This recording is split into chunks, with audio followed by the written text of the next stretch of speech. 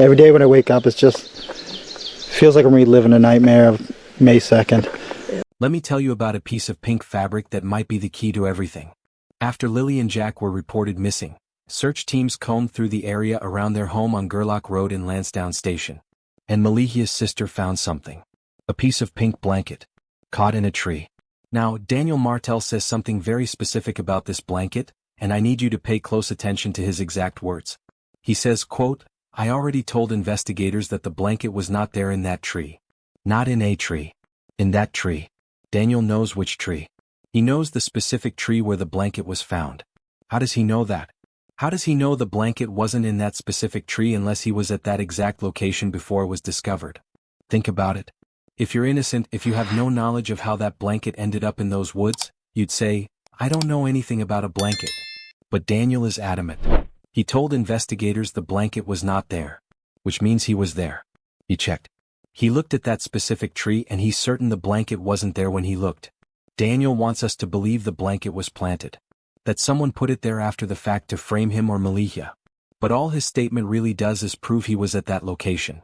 He saw that tree. He knows that spot. And if that blanket belonged to Lily or Jack, if it was used in whatever happened to them, then Daniel just placed himself at the scene. Comment right now if you think Daniel accidentally confessed to being at the location where evidence was found, because it gets so much worse from here. Let me introduce you to Brad Wong, Daniel's neighbor. Brad goes by the nickname Boss Man in the community, and on the night of May 1st going into the early morning hours of May 2nd, Boss Man heard something. He heard a vehicle. Multiple vehicles actually. Coming and going from Daniel's property. Not once. Not twice. 4 times. Brad says a vehicle left Daniel's driveway 4 times and came back 4 times throughout the night. And here's the detail that should make your blood run cold. The last time the vehicle returned, it wasn't the same loud vehicle that had been making the trips before. It was a different vehicle. A mystery vehicle that no one can account for. Now, the RCMP has stated they have no evidence of any vehicle coming or going from the property that night. But how is that possible? How does a neighbor hear multiple vehicles over several hours, but police cameras catch nothing? This brings up the most important question that nobody seems to be asking. Where are the cameras on Gerlach Road? How much of that road is actually covered by surveillance? Is it possible to leave Daniel's property in a vehicle and avoid being caught on camera? How far could you drive before hitting a camera? Because if there are gaps in that coverage, if there are routes that aren't monitored, then the RCMP's statement that there's no evidence of vehicles doesn't mean vehicles didn't come and go. It just means they weren't caught on the cameras that do exist. If you want answers to these questions as badly as I do, hit that like button and share this video, because the more people demanding transparency, the more pressure there is on investigators to release this information. We need to know the camera locations. We need to know the coverage gaps.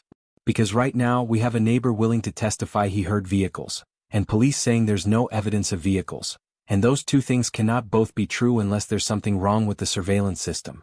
Let's talk about what Daniel was supposedly doing the night before Lily and Jack disappeared. He says he was helping his mother with a fence for several hours. Then he went inside as it was getting dark. Now I want you to picture this. It's a Thursday night. Your 2 young children are in the house. You've been outside doing manual labor for hours. You come inside, presumably tired, and what do? According to Daniel, he doesn't remember the kids being up late, even though Malehya apparently had them up until 9 or 10 p.m. He says he went to bed much later than Malehya did. So where was Daniel during those hours? What was he doing while Malehya was allegedly keeping the children awake? And remember, Daniel told Malehya he was going to clean the house for her. When she woke up, the house wasn't cleaned. So what was Daniel actually doing? Was he in the house? Was he back outside? Because if Brad Wong is right, if vehicles were coming and going throughout the night, was Daniel the one driving? Was he moving something? Moving someone? Let me paint you a timeline based on what we know and what Daniel himself has said. Thursday night, May 1st. Daniel works on a fence with his mother until dark. He comes inside. The children are supposedly still awake until 9 or 10 p.m., but Daniel doesn't remember seeing them. Malehya goes to bed. Daniel stays up much later, allegedly to clean the house, but the house never gets cleaned. Around midnight, Daniel and Malehya supposedly check on the children, see them sleeping under blankets, but never actually confirm the children are under those blankets. Then, according to Brad Wong, throughout the night, vehicles are heard leaving and returning to the property 4 times. By 6:17 a.m., Malehya is awake and using her phone to notify the school that Lily and Jack won't be attending. By 10:01 a.m., 911 is called to report the children missing. Somewhere in that timeline something happened to Lily and Jack Sullivan. And the two people who know what happened are Malehya Brooks Murray and Daniel Martell. But here's what I think is really going on. I don't think Daniel is protecting Malehya. I think Daniel is systematically, carefully, methodically trying to implicate Malehya while maintaining his own innocence. Every statement he makes includes a little detail that points back to her. She kept the kids up late. She said she'd clean but didn't. She was awake when he was asleep. She didn't look in the children's room when they went to search. She stood still in the kitchen instead of helping search the house. She was the one who said, "Should I call 911?" as if she had to think about it. Daniel is smart, manipulative, controlling. These are traits that people who know him have confirmed. He's not stupid. He knows exactly what he's doing. Every interview, every statement, every little breadcrumb he drops is designed to shift suspicion onto Malehya while making himself look like the concerned stepfather who's just as confused and devastated as everyone else. But the contradictions in his statements prove he's lying. The locked door that Lily apparently could peek through. Being both awake and asleep at the same time. Knowing which specific tree the blanket wasn't in. Saying Jack was wearing a jacket he couldn't have reached himself. If you think Daniel is trying to set up Malehya, comment below with your theory because I want to know what you think happened. But here's the other side of this. Malehya isn't innocent either. We know she was awake at 6:17 a.m. We know she waited almost 4 hours to call 911. We know she didn't look in the children's room when they supposedly discovered them missing. We know she just stood in the kitchen while Daniel ran through the house. What was she doing? What was she thinking? Here's a detail that hasn't gotten enough attention.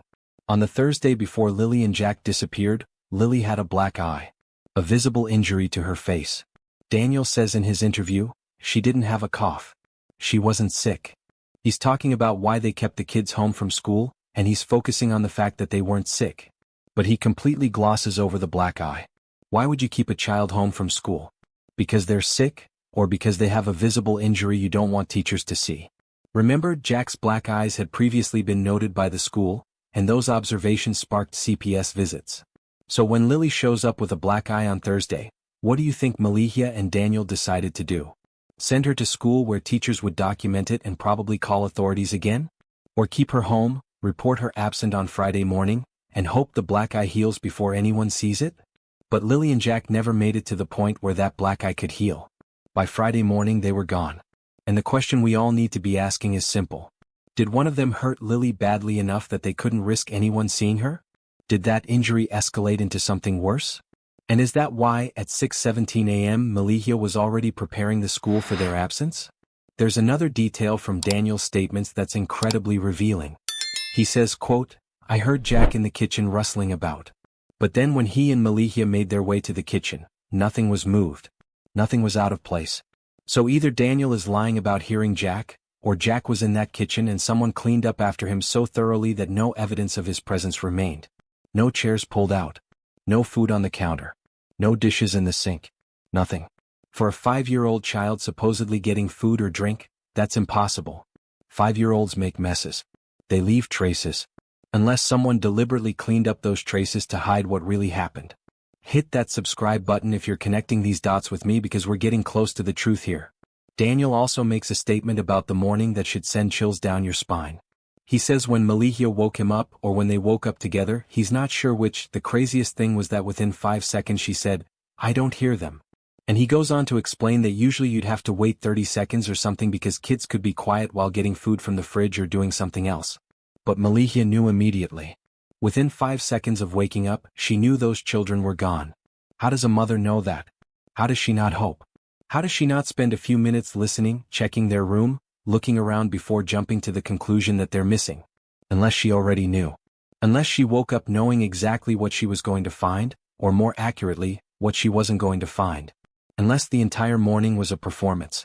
A carefully staged production designed to establish a timeline, create alibis, and report the children missing at a time that made sense. Think about this. If your children disappeared from your home in the middle of the night, genuinely vanished without your knowledge, what's the first thing you'd do when you discovered them missing? You'd search every inch of that house. Every closet, under every bed, in every cabinet big enough for a child to hide in. Kids play hide and seek. Kids fall asleep in weird places. You'd be frantic, turning the house upside down. But according to Daniel, Malehya didn't even look in their bedroom. She walked past it, stood in the kitchen, waited for Daniel to search while she did nothing. That's not how innocent people behave. That's how guilty people behave when they already know the search is pointless. When they already know those children aren't in the house. When they're just going through the motions until it's time to call 911 and make it official. And then there's the moment outside. Daniel says he and Malehya went outside, made their way through a fence, and were standing in front of his mother's RV when Malehya said, "Should I call 911? Should I?" Like it's a question. Like she's not sure if missing children warrant an emergency call. Daniel says it's instinctual, you want to do it, right? But Malehya is treating it like an option.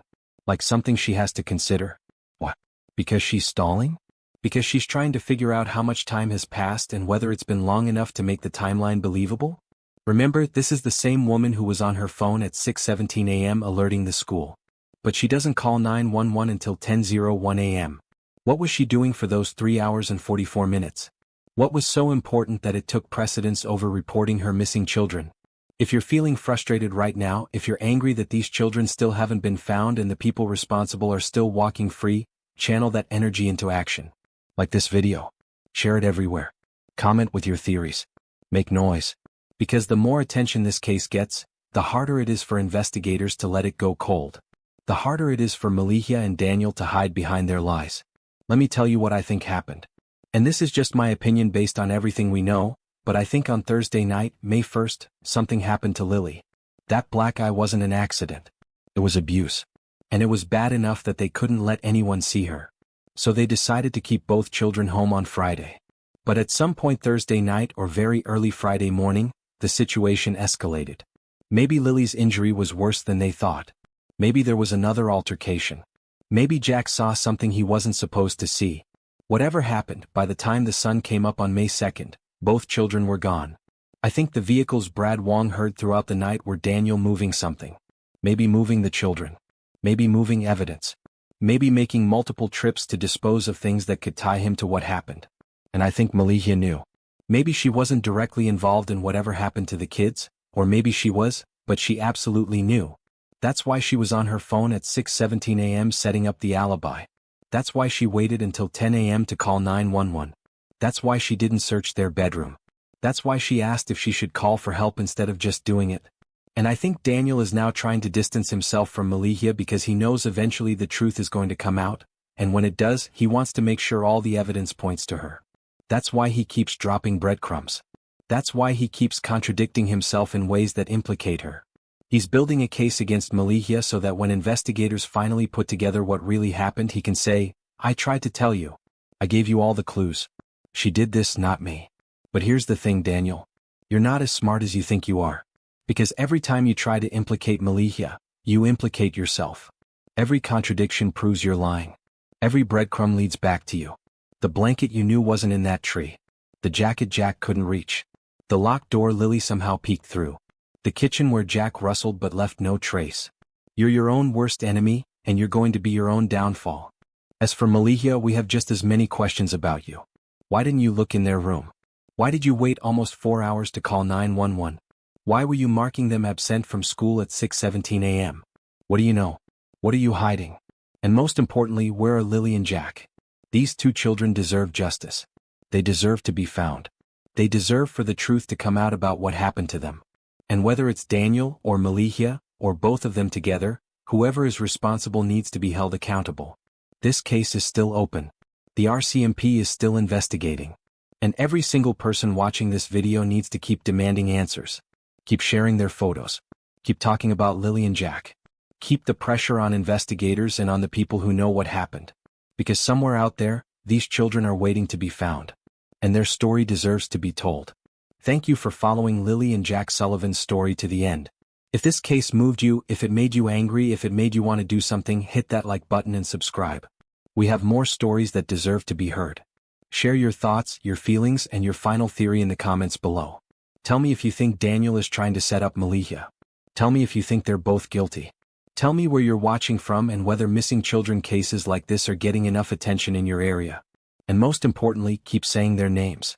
Lily Sullivan, Jack Sullivan, 6 years old and 5 years old. Missing since May 2nd from Lansdowne Station, Nova Scotia. If you know anything, if you've seen anything, contact the RCMP immediately. These children are counting on us to be their voice. Don't let them down.